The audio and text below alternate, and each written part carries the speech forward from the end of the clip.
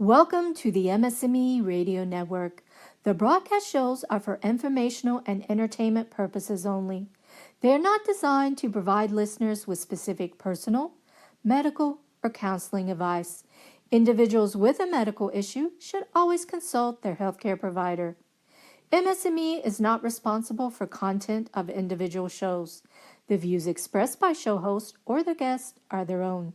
Enjoy the show. Hey y'all, and welcome to Straight Up with MS and all its crazy little circles here on MS&Me Radio, which is brought to you by the MS Global Support Network. Woohoo! We're all over the world. We're translated into a bunch of different languages, which is really cool. And I am your host.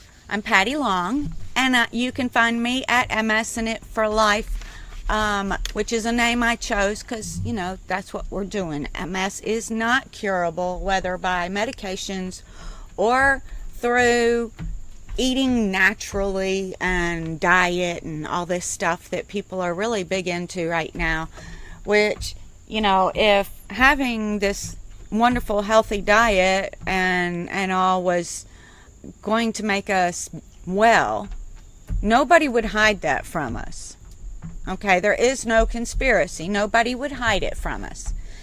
It just can't, diet alone is simply for you to feel good about your weight and for you to feel good, like have energy and stuff like that. And that's where your diet comes in. So it's easy to get hung up on these diet fads that are going around, but try just figuring out which foods make you tired and want to lay down and which foods perk you up and give you energy, and figure it out one by one what works for you, because our bodies are all different. We don't look the same, we don't talk the same, we don't sound the same, we don't have the same opinions even. We're all individuals, and we all grew up differently. We had different parents, different ideals enforced within us, and some of the ones that, are part of my family genes are kind of crazy, and some of them are not. So, follow your gut instinct as far as diet, because cutting out wheat, if you're not allergic to it, isn't going to make a hill of beans difference. Now, eating a ton of bread will probably make you sleepy. Or it does me. If I eat heavy foods and bread sits heavy in your stomach, then you're probably going to be sleepy afterwards. That's why everybody eats this huge meal and then has to take a nap. No, don't do that. Don't do that. Eat a smaller portion-sized meal and then go for a walk or whatever. Play the Wii. Do something other than just go to sleep right after you eat. But anyways, that's all I'm going to say about that. I was actually going to tell you guys. Oh, I didn't spell my name. MS and It for Life is spelled MSENIT, the number 4, LIFE. And I am on Twitter mostly. I am just trying to get things rolling with Facebook, so that'll be coming along. I'm giving up on YouTube for the moment because I just can't figure it out. So, anyways, oh gosh, that was a little, dragonfly, I think, a little bitty baby one, but it was really pretty, and it flew right up into my face, y'all. I have this thing about animals, and, I'm a critter whisperer, as they would call it. Actually, I'm not, but it is kind of something humorous, because I can sit there, and the squirrels and the lizards and the frogs, and everybody will come out to play. I used to have foxes that I would watch, and they were fun to watch. unfortunately, what people call progress, and which around here is tearing down the forests and the homes of all these critters and building houses on little blocks of property, and you know, then selling them for huge amounts of money because we're in such a cool area. But they're destroying the area with their progress because the foxes are gone. You know, there's a lot of stuff that I would love to see again. The beavers are gone. And I used to enjoy going down to the pond and watching them. And I'm sure the turtles are still there, but I haven't been to Turtle Tree for a while to really check it out because it's been raining non-stop. So today is Thursday, you know, because Thursdays are always good days for me to do these kinds of things. And I love Thursdays. I go shoot 9-ball on Thursdays. So that'll be coming up later this evening. And they're just plain fun days. And I try not to do too much in the way of work, which for me is things like cleaning the house and doing laundry and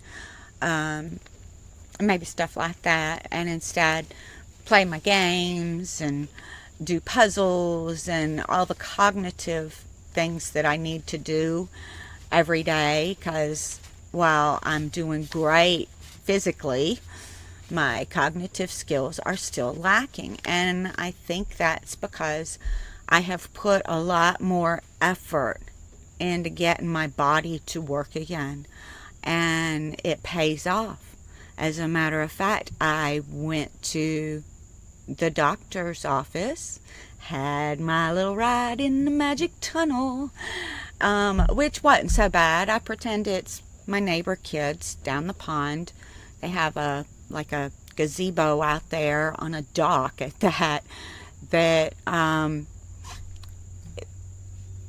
they had their drums all set up in. And it's a Ukrainian family, and so it's a very large family with a lot of kids.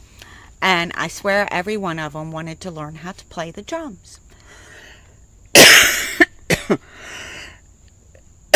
Excuse me. But, so I imagine they're down there practicing, and all that comes up through the hill from the pond, comes up the hill through the trees to me, and it kind of echoes, and it's, you know, they'll be trying to practice going really fast, and then they'll practice trying to just hold a slow beat, and, you know, all these different levels of skill, because there's so many kids stair-stepping up, and they all are playing the drums. So that's what I pretend it is when I go through the Majic tunnel. Well, when that was done, I went and saw my doc. And I go to an MS center. Okay, that's all they do there is MS. They have their own MRI machine. So I had my MRI. I went back and I signed back in again because I was finished, and put on there that I was there to see Dr. English. And I bet you it wasn't even 10 minutes before I was called back. And he was walking in the door as the same time as I was into the room. And I mean, you can't get any better than that. And he popped in, and then he had to walk out to make sure that my results were finished, and that he could access everything he needed to access, because when he first tried, it kind of messed up. You know, it just really wasn't ready for him yet. So anyways, he comes back a couple of minutes later, and we looked at my pictures. And, you know, I had this massive size brain tumor. It was a meningioma, but it was pushing both in and up, and it was massive in size. And when they took it out, I had this giant black hole. I mean, big, giant black hole. And, I've always been working on these cognitive skills. And I don't know how much of that plays into it, but I kind of think it does. Because I work on these cognitive skills just like I work on my physical skills. I just have paid more attention and spent more time and had more direction where I went to physical therapy so that I could get up and walking and doing things and having an active life instead of an inactive life. And by doing this, I got rid of so much pain, and I do mean so much pain, that now I only have, I have an emergency med, but I only have 30 of these pills to last me 90 days. That's not even one a day.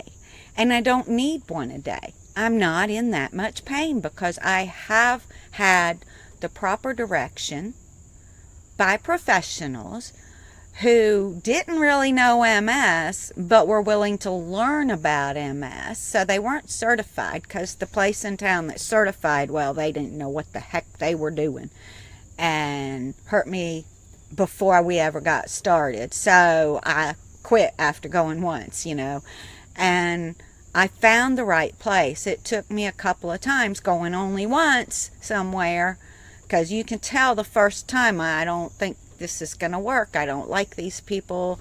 They're not on the same page as me, whatever, So, but I found the place that worked for me, and I had a lot of direction in it.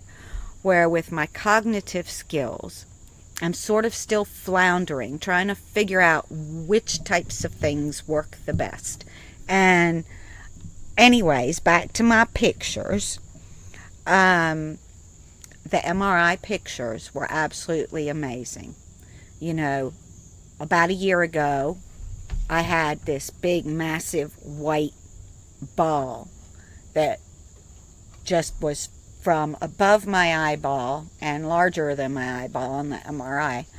And when I had my eyes open, and the tail of it came down and went into the optic nerves. So, they had to be really careful when they did my surgery, but I had the best surgeon, and it was at a nonprofit hospital, which there's not that many of anymore. And so I didn't have to worry about that, even if I hadn't had the wonderful insurance that I have through my husband's employer. But it's amazing what they did. Now, the pictures that were taken 6 months ago, my last MRI, showed this now giant black hole, and it was solid black. And I asked Dr. English if my brain would, recover into that hole and take up that space. And he shook his head and he said, no. He said, we don't see that happening. Once a black hole, always a black hole. How many of you have heard that? Once a black hole, always a black hole. Well, you know me. I don't buy it. I refuse to. I just don't. It's like I'm stubborn, I guess you could say. I was asked about where my tenacity comes from. And I had to look up the word, because my cognitive skills are bad enough that I knew the word, and I kind of knew what it meant, but I wasn't sure, But, and the answer I gave was where it came from emotionally during the very beginning stages when I was so depressed. And I was so depressed for a couple of reasons. One, I turned out to not have any friends. Two, I was on a medication called Rebif, which I'm sure you've all heard of, that didn't work for me, and it induced a severe depression and anger, which was for me sadness and anger, not anxieties, but sadness and anger. And so that just complicated matters for me, being on that medication. So, I had to get over the friend thing, and I had to tell them adios, goodbye, don't come back. I don't care to see you folks anymore, whether I'm having a wonderfully great day and all of that, or whether I'm having the crappiest day of my life. I don't want to see y'all. And I had to not just say it, but really, really mean it, because it's one thing saying it and it's another thing meaning it, So that's what I had talked about with the tenacity, how I overcame that. And but it's also that stubbornness, and that stubbornness to believe somebody just because they're the expert. It comes from being a kid and how I was raised. I was raised to think for myself. I was raised to question things, and it didn't matter who it was that said it. I mean, I remember when I was in high school having a teacher who asked how many parts of speech there were, and then went on to tell us the wrong number. And I spoke up about it. And I said, that's not true. I said, you're leaving one out. And she says, no, I'm not. No, I'm not. So I argued with this teacher. And she was leaving out prepositions, which are kind of necessary. These little words make a difference. We use them all the time. So, of course, I get sent to the principal's office. Oh, I used a preposition. But I get sent to the principal's office for insubordination, because you're not supposed to talk back to your teacher. Your teacher's the teacher. And I argued with him, too, that I was right. Now, I was right. I knew that prepositions existed, I knew what they were. And so, yeah, they made, I was right. And so, because I grew up with this instilled in me to question authority and to question the truth, to stand behind yourself and behind what you know to be the truth, and you stand up for your friends, you stand up for your family, you stand up for what you believe in. And so for me to believe that this black hole was going to stay a big black hole just because somebody of authority told me it was, just wasn't happening. I refused to believe in that crystal ball. And it's a good thing, too, because I kept on working really hard. So for the past 6 months since I had that, I have been working hard, both physically and cognitively. More physically, as I said, but cognitively, I spend a couple hours a day on cognitive skills. And I think it's all made a difference, because my pictures this time didn't show a big giant black hole. No, it didn't. It showed that I had these damaged areas, the scarred brain tissue that was coming back into the hole from the outside edges in. So I haven't seen the inside, because my doctor scrolled through real fast and showed me the before and now pictures to compare, and from how they scroll them out, and then they can scroll deeper into your brain. So it was from an outward view, and I'm going to post a couple of those because I think they're really cool to look at. But it's another thing that, and I've got to find the one with the giant black hole, because I'm supposed to have that CD somewhere. But I'm not sure where it is. I seem to have some CDs missing right now. I I don't know. My memory and my abilities, like I said, my cognitive abilities is ridiculous. I circle all the time. It's almost like I need a helper to keep me going in one direction, you know? And that's a big part of why I don't get things done like I used to. You know, I used to take I worked for myself, so I had to first get up, get my kids off to school, and then motivate myself to work, because when you're working for yourself and you're working out of your house and you don't have to go to a job site and be somewhere at a certain time, you have to find that inner motivation. And that's a hard thing to find. And so I would first find that, but once I found that, then, which I usually did through exercise, believe it or not, I did it playing Dance Dance Revolution. And then I was ready. So some physical exercise like that first thing in the morning is a really good way to motivate yourself. Now, maybe you're not up to Dance Dance Revolution. My Wii no longer seems to function, so I need a new one. But yeah, I loved that game. It did get me motivated. And then, there's a lot of other games on there too, so the Wii was pretty good. But I just refuse to believe in the crystal ball. I refuse to believe that the things that I'm doing don't really matter. You know, my MS is healing. My brain tumor removal went well. It went incredibly well. I only stayed in the hospital 4 days, not 7 to 10 like they originally said.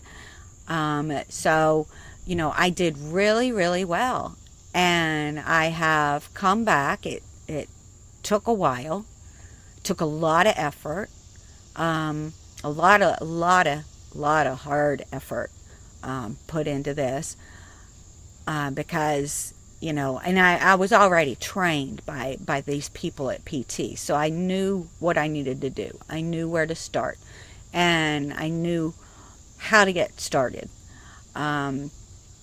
Which place to start and how to propel myself upwards through the battle. And so, by June, I was really, really ready for my trip, and was really strong, and I came back from it even stronger.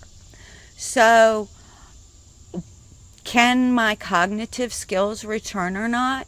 I really don't know yet, but some of them are getting better. Finding that motivation is still difficult for me. I use music and I use some exercise, but I need to find some different types of exercise besides just going for a walk, because it's been raining non-stop in sunny South Carolina. Now tell me, y'all, we are having some weird weather. I was in England where it's supposed to rain non-stop, and it didn't rain a single day. We had 90 degrees or upper 80s or at least, and bright, stingy sunshine. And here in South Carolina, we have muggy, wet, hazy. It's ridiculous. So I don't know. The weather seems to have flip-flopped a little bit around here. And so I need to find another way. If my Wii would work, I'd use that as a way. But I'm sitting outside like I always do, and hoping that the sky doesn't decide to drop and rain on me some more. I'm sitting in a chair covered with towels. My equipment is sitting on a table covered with towels. It's that sort of day, and it has been. But I don't want y'all to believe in the crystal ball, and I want y'all to find your motivation. What motivates you? What gets you going? And how do you go in a straight line and accomplish stuff? Are your skills just really good cognitively, that you can remember what you're doing. What tricks do you have with getting going? What tricks can you find? Because these things, if I tell you my tricks, they're not necessarily going to work for you. Exercise in some form is my trick. And, if you are ready for that and like doing that, then that's a great way to get motivated. And then putting you a list on a sheet of paper of all the different things you need to do or get accomplished, that really, really helps. And it helps if it's in a book, because if it's not in a book, you lose it. Well, I do, because I lose everything. I lost a cup of coffee this morning. I haven't done that in a while, though, so I'll give myself a break.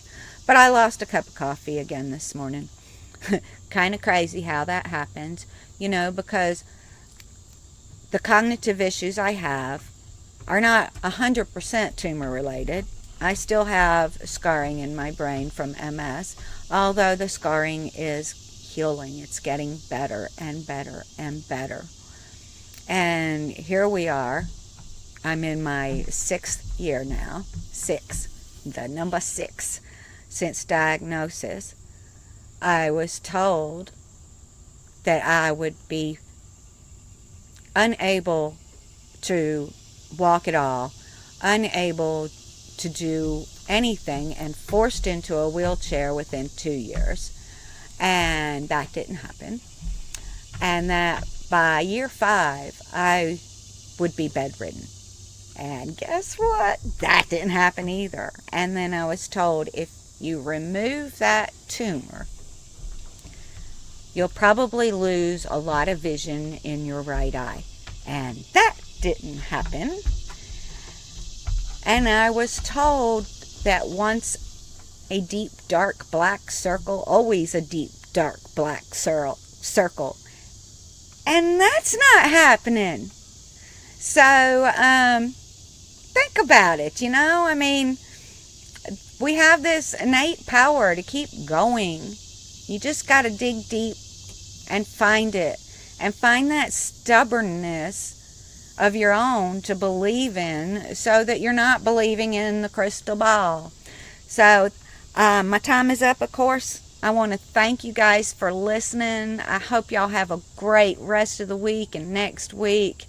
And remember to smile big, smile often, laugh a whole lot, and most importantly, love yourself, your entire self, including the wackiness that MS brings to your life. So, thanks, y'all. Love you, because without y'all, I wouldn't be here. Bye.